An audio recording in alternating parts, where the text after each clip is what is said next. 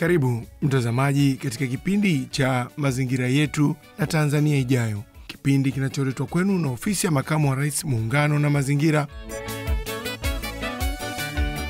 Leo hii bado tuko katika halmashauri ya wilaya ya Mbeya, tukiangalia utekelezaji wa mradi wa urejeshaji endelevu wa mazingira na hifadhi ya bayoanuai. Miradi hii inatekelezwa katika halmashauri 7 kote nchini. Ninayekuletea kipindi hiki ni mimi mtangazaji wako Henry Mabumo. Karibu.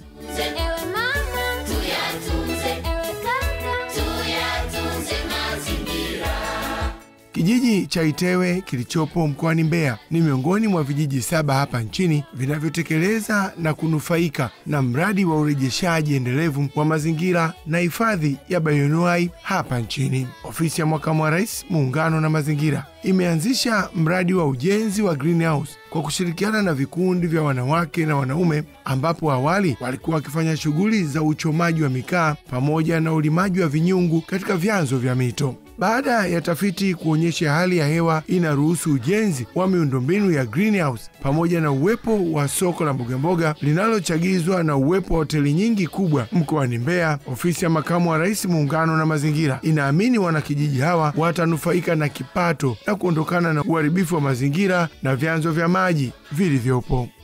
Na hapa tumejenga greenhouse kwa ajili ya wananchi hawa wapate shughuli mbadala za kiuchumi.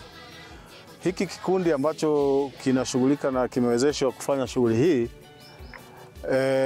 kinajumuisha akina mama na akina baba ambao shughuli zao nyingi zilikuwa sio rafiki sana kwa mazingira.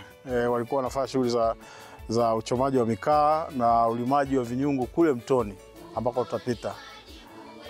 Sasa tukaona kwamba ili kuhamasisha wafanye shughuli mbadala ya kiuchumi, na tukaona kwamba katika eneo hili hali ya hewa inaruhusu kuwajengea miundombinu hii ya greenhouse. Na uzuri ni kwamba jiji la Mbeya ni soko zuri, pana mahoteli makubwa mengi. Kwa hiyo tunaamini kupitia mradi huu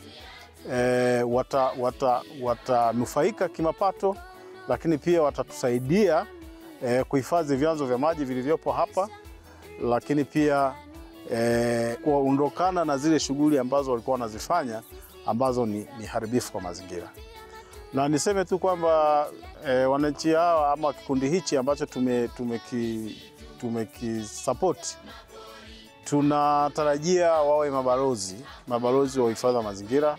Baadhi yao kuna msitu tumehifadhi hapo chini, msitu wa asili ambao ni chanzo cha maji ambao hichi kijiji ndio kinategemea. Mradi huu sasa unatajwa kuwa kama shamba darasa, ambapo wanakijiji wakiwemo wa vijiji vya jirani wanapata nafasi ya kujifunza utaalamu unaotolewa katika mradi huu ili kumwezesha mwananchi mmoja mmoja kuwa na shamba lake. Hili ni kama shamba darasa. Tunaamini kwamba kupitia mradi huu pamoja na hichi kikundi kunufaika, lakini pia watakuja kujifunza utaalamu ambao unatolewa hapa. Inawezekana wananchi wasiweze kujenga structure kama hizi, lakini tunataka tuwafundishe yanayofanyika kwenye majengo haya, kwenye greenhouse hizi, na wananchi kidogo kidogo waweze kujifunza na wenyewe wawe na mashamba yao. Tumejumuisha, na hapa kama unavyoona ni eneo la shule ya msingi. Kwa hiyo kwenye kikundi hiki pia shule ya msingi ni sehemu ya wanakikundi. Tunataka walimu na wanafunzi waweze kuwafundisha vijana hapa kwenye kilimo hichi, lakini pia na wanajamii kwa ujumla. Na niseme tu kwamba hii ni moja ya kijiji ambacho tumefanya mradi kama huu.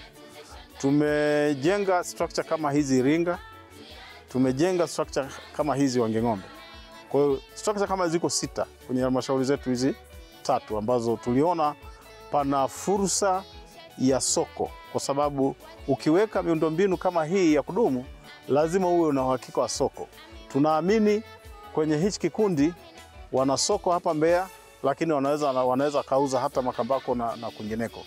Kwa hiyo zimewekwa kwenye strategic position ili kuweza kuwasaidia mazao ambayo yanazalishwa hapa yasibaki tu bali yauzwe. Na huu ni mradi ambao tunaamini wananchi hawa watakuwa na kipato cha moja kwa moja cha muda mrefu.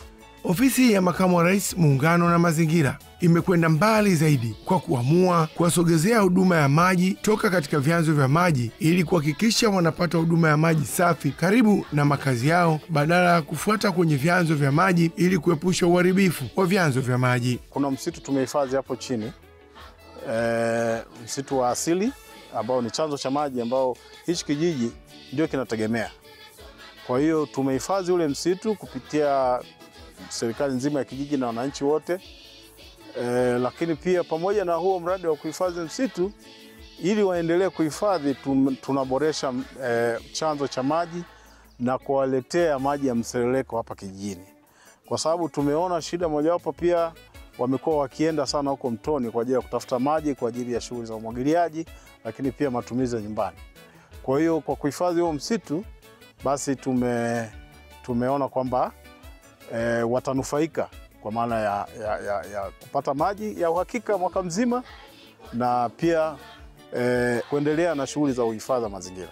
Sasa imani ya serikali ya awamu ya 6 inayoongozwa na Rais Dr. Samia Suluhu Hassan kwa wananchi hawa ni kuwa na kipato cha moja kwa moja cha muda mrefu kutokana na mazao yanayopandwa kuwa na uwezo wa kuvunwa kwa zaidi ya miezi 4 na kuwaingizia kipato. Ukizungumza na wataalamu wa kilimo wanakuambia kwamba kwenye hichi kitalu, kwa mfano hili shamba la nyanya, nyanya hizi wakianza kuvuna wataweza kuvuna mfululizo si chini ya miezi 4.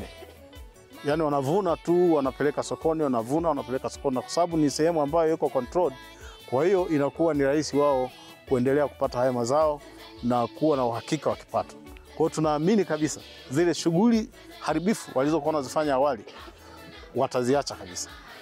Mbali na mradi wa greenhouse, pia ofisi ya Makamu wa Rais Muungano na Mazingira imeanzisha mradi mwingine wa vitalu vya miti ambavyo wanakijiji wa Itewe hupewa miti bure kwa ajili ya kupanda kwenye maeneo yao pamoja na shule za msingi, sekondari na vituo vya afya. Hii yote ni kuhakikisha wanakijiji hawa wanaendelea kuhifadhi mazingira kwa shughuli za upandaji miti. Kwenye kijiji hiki pia tumeanzisha bustani ya kitalu cha miti. Hii kitalu cha miti kipo hapa chini, tunaotesha miche mbalimbali na wanufaika namba moja ni wakazi wote wa kijiji hiki cha Itewe na vijiji vya jirani. Wanapewa ile miti bure kwa ajili ya kupanda kwenye maeneo yao, kwenye mashamba yao, lakini mingine inapandwa kwenye taasisi kama hapa shule ya msingi na vituo vya afya. Na yote haya ni katika kuhakikisha kwamba tunaendelea kuhifadhi haya mazingira kwa shughuli ya upandaji wa miti, lakini pia ili kuwaondoa huku wasifanye hizo shughuli, ndio maana tumekuja na huu mradi ambao utakuwa jibu kwa changamoto zao zinazowakabili za kiuchumi. Kikundi hiki kupitia halmashauri ya wilaya ya Mbeya tayari kimeanza kupata mafunzo kuhusu usimamizi wa mradi pamoja na uchaguzi wa viongozi, ufunguaji wa akaunti za benki kama sehemu ya utaratibu wa uendeshaji wa mradi. Kikundi hiki kupitia halmashauri ya wilaya ya Mbeya wameshapata mafunzo kuhusu usimamizi wenyewe wa huu mradi, lakini wamechagua viongozi wao, wana akaunti. Kwa hiyo utaratibu mzima wa kuendesha huu mradi wameshafundishwa, na of course hayo mafunzo sio ya mwisho. Tutaendelea kutoa mafunzo. Mradi una afisa biashara ambayo atapita huku pia kuwapa mafunzo zaidi ya namna ya kuendesha na kutunza fedha na kuhakikisha kwamba fedha zinazopatikana kutokana na mradi huu zinawanufaisha wanakikundi wote. Wito wangu kwa wanakikundi kwamba wamepokea, nafahamu kwamba wamepokea mradi huu, lakini wito wangu mkubwa ni kwamba kwanza waendelee kushikamana, wafanye kazi kama kikundi kwa umoja huu ambao wameuanzisha, lakini wawe na nidhamu ya kuhakikisha kwamba mahesabu yale, zile taarifa za fedha wamepata kiasi gani kimeingia kwenye matumizi kifahamike. Yaani ninachotaka kuzungumza hapa au kusisitiza ni uwazi. Unajua kukiwa na mambo wanajua viongozi wachache tayari ndio inaweza kawa ni chanzo cha mgogoro. Lakini kama kila jambo linawekwa wazi, maana yake ni kwamba watajenga kuaminiana na wataona kwamba kwa kweli hii shughuli ni ya kwetu na sote tunanufaika. Jambo la pili ambalo nawaasa wanakikundi kulinda hii miundombinu. Tumetumia fedha kutosha, serikali imewekeza hapa fedha kutosha. Kwa hiyo wanatakiwa walinde kama mboni ya macho yao. Manake kama mtu akitokea akafanya uharibifu wa aina yoyote hapa, manake lile lengo ambalo tulikuwa tunatarajia la kuwakomboa kiuchumi na kuwaondoa kwenye zile shughuli ambazo si rafiki kwa mazingira litakuwa lijatimia.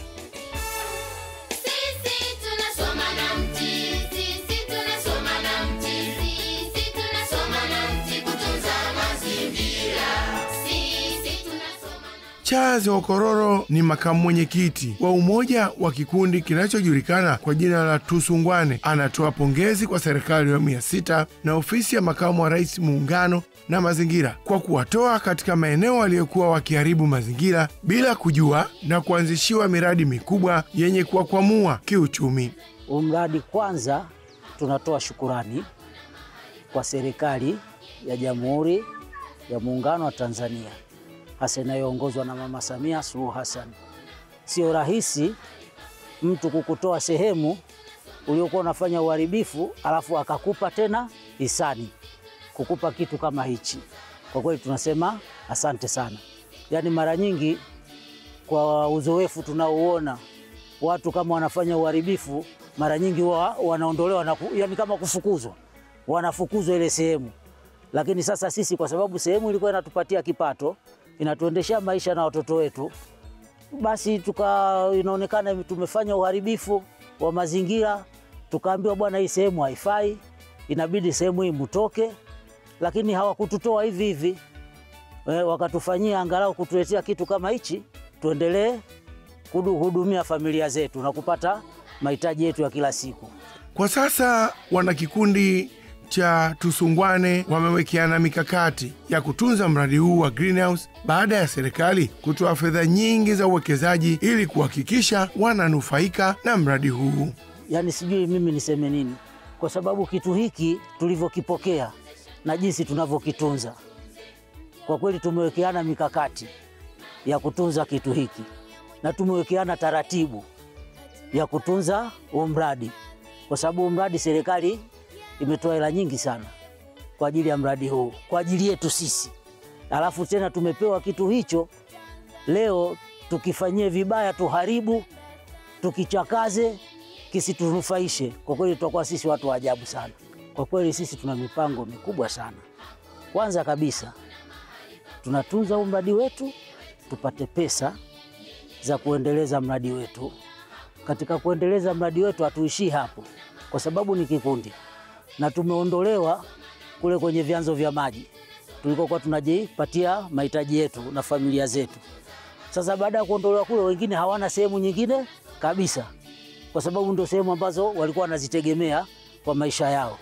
Kwa hiyo tumeona bora tukipata pesa kutokana na mradi huu, bado tuendelee kutafuta sehemu nyingine, angalau hata kwa kukodi zile sehemu za kulima kama vitunguu, kulima vitunguu saumu, tulime vitu kama hivyo, makabeji, ili tuendelee tueni mnyororo huu usikatike, uendelee. Wakati huo kwa wale ambao hawana maeneo kabisa, wao wanajipanga kwa ajili ya kutafuta maeneo ya kudumu, kwa sababu wengi tumetolewa huko. Tulikuwa zile eneo, yale maeneo tulikuwa tunaona kama ndo mali yetu, tutahudumia hapo mpaka kufa kwetu, lakini kumbe yale maeneo tulikuwa tunafanya vibaya, yanaharibika au tunaharibu. Kwa hiyo tumeondoka kule, sasa tuna mpango wa kutafuta maeneo ya kudumu. Wengi wao walikuwa wanaendesha maisha yao kwa shughuli za ukataji miti kwa ajili ya mkaa na kuharibu mazingira. Baada ya kupata elimu na kuanzishiwa biashara ya greenhouse, wamekata shauri ya kutoendelea tena na kazi ya uharibifu wa mazingira. Tulikuwa tunasababisha uharibifu wa mazingira, lakini kwa sababu tulikuwa tunaharibu na huku tunapata, tunaendeleza maisha yetu, tulikuwa tunaona vitu vya kawaida. Lakini kutokana na jinsi elimu tulivyoipata, toka tumeambiwa hizi sehemu mnaziharibu, mnavyoharibu nyinyi mnapata kula na familia zenu, lakini huko watu wanahangaika, wanakufa na kiu, hawana chakula, wanakosa maji. Kwa hiyo jambo lile kwa kweli na sisi limetuuma. Tumeona kweli hali ile tuiache, tusifanye tena. Mimi nilikuwa mkataji mkaa na mashine yangu ya kukatia miti chainsaw. Lakini leo hii ninakwambia mtangazaji, ile chainsaw sitaki hata hiyo ngurume. Nimeiweka ndani, tena nimeifunga dalini. Iko kama makumbusho tu sasa. Uiuze kabisa. Nitamuuzia nani sasa? Yani hata kuiuza ile naona inapiga kelele tu, labda bwana Mapunda nataka nimpe ile aichukue ipeleke huko, mimi anipe hela tu niendeleze familia yangu. Utaratibu maalum umewekwa wa kuingia ndani katika greenhouse hizi ili kuhakikisha hakuna wadudu waharibifu watakaopata nafasi ya kupita na kuharibu mimea. Unaenda sambamba na swala la umwagiliaji baada ya ofisi ya makamu wa rais, muungano na mazingira kuwapatia mitambo ya umwagiliaji. Tunayalinda haya greenhouse yote mawili. Kwanza kabisa tumeweka utaratibu kama wana vikundi, nizamu ya kuingia pale mlangoni. Tunahakikisha kabla hatujafungua mlango ule wa pili, tukisha ingia wote tunafunga mlango wa kwanza. Baada ya hapo tunaingia wote, tunafungua, afu tunafunga tena. Utaratibu wa kumwagilia, tuna mashine ambayo viongozi wetu walitupatia. Ile mashine tunatumia baada ya siku 2 tunaingiza maji. Geoffrey Mhando ni miongoni mwa viongozi wa kikundi hiki. Naye anagusia swala la kuanza kuona mafanikio makubwa yanayoweza kupatikana kupitia mradi huu ambao wameletewa na serikali ya 6 kupitia ofisi ya makamu wa rais, muungano na mazingira, ikiwemo fanikio la kwanza ni kuwapatia elimu ambayo imewajenga kijamii. Kupitia huu mradi tunatarajiwa kuinuka kiuchumi, sababu kama moja ya kijana naona kabisa mradi huu inaonekana kama greenhouse ni dogo, lakini kwa mujibu wa elimu tuliyopata na matunda, nadhani hata wewe mwandishi wa habari umeyaona. Kwa hiyo tunatarajia mafanikio makubwa, maana tunatarajia ni kupanda sehemu ndogo kuvuna mavuno makubwa. Tunatamani sana kuona huu mradi na hii elimu haijaishia hapa tu, wala haijaishia leo. Maana kama alivyozungumza makamu wangu pale awali, mara ya kwanza tulizani kuwa tunafanikiwa, kumbe kupitia kufanikiwa sisi kwetu tunawaumiza wenzetu, tunaua hata viumbe hai vingine. Kwa hiyo sasa kupitia hilo tunatamani kwa hili zoezi liwe ni endelevu, kwa mtu yoyote watambue kuwa kila tone moja zina thamani kubwa kwa Mtanzania. Naipongeza serikali yetu ya Jamhuri ya Muungano wa Tanzania tukiongozwa na mama yetu Rais Samia Suluhu. Kwa kweli tunampongeza sana. Pia nitakuwa ni mkosefu, nitakuwa sijamtendea haki ndugu yangu na baba yangu hapo Mapunda kutukumbuka Wanaitewe, kutuletea mradi kama huu. Kwa kweli Dr. Mungu akubariki na uendelee kutukumbuka zaidi na zaidi. Kwa yale mapungufu utusamehe, sisi ni binadamu. Baadhi ya wanakijiji wanampongeza Rais Dr. Samia Suluhu Hassan kwa kuwakumbuka kupitia mradi huu na kukiri kwamba kipato chao walikuwa wakikipata kupitia mazingira yasiyo mazuri, ikiwemo kukata kuni kwa ajili ya biashara, licha ya kuwa walikuwa wakipata fedha za kujikimu majumbani, ikiwemo kusomesha watoto. Zaidi tunamshukuru sana Mama Samia kutukumbuka sisi kama wanawake wenzake, kwamba kipato chetu ni kweli tulikuwa tunajipatia katika mazingira haramu. Kwa jinsi hiyo, kama mimi nilikuwa najikatia kuni, nazipanga nyumbani, ninauza msimu kama wa kifuku, inanisaidia mahitaji kujikimu nyumbani na familia yangu. Wanangu nilikuwa nasomesha kwa sura hiyo. Lakini baada ya serikali kupiga marufuku ukataji wa miti ovyo, maana ilikuwa ni shida sasa, mara nikamatwe nipelekwe ofisini huko, nilipishwe nitozwe faini, maana nizuiliwe. Kwa hiyo shughuli yangu haikuwa rasmi, ingawa nilikuwa naendesha maisha yangu. Lakini baada ya hapo ninamshukuru sana Mama Samia, tulipopewa tangazo kutoka kwenye ofisi ya serikali ya kijiji, na mimi nikakimbia mbio, ndipo nikapata taarifa ya huu mradi. Kwa hiyo Tunamshukuru sana Mama Samia aliyetukumbuka kwamba huu mradi ulivyokuja, kwanza tunamshukuru sana Mwenyezi Mungu kwa sababu wametutoa kule ndio kwenye shughuli zetu, tukawa tumesimamisha hapa shughuli, baadaye tukawa tunajichangisha kwamba mahali tunapokwama ili mradi wetu uwe endelevu sasa usiwe unayumba.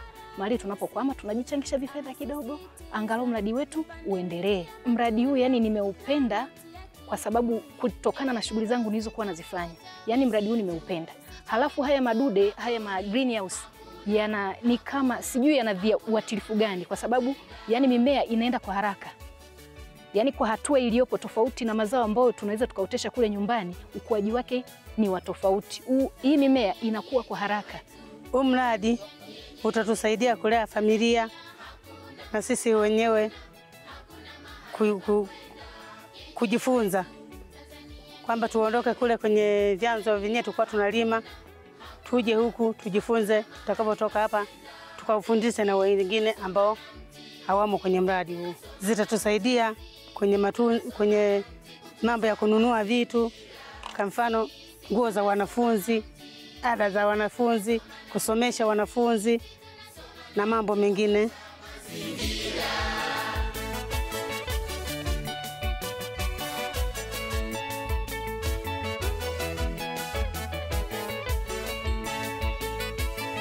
Mradi huu unatekelezwa na serikali kupitia ofisi ya makamu wa rais, muungano na mazingira. Unatarajia kukamilika mwishoni mwa mwaka huu. Mradi ambao umegharimu zaidi ya shilingi bilioni 27 na kufanikiwa kurejesha uoto wa asili katika vijiji 7 vilivyokuwa na uharibifu mkubwa wa mazingira, ikiwemo kijiji cha Ntibili chopo halmashauri ya wilaya ya Mpimbwe, kijiji cha Wambishi, kijiji cha Itewe, vyote vilivyopo katika halmashauri ya wilaya ya Mbeya.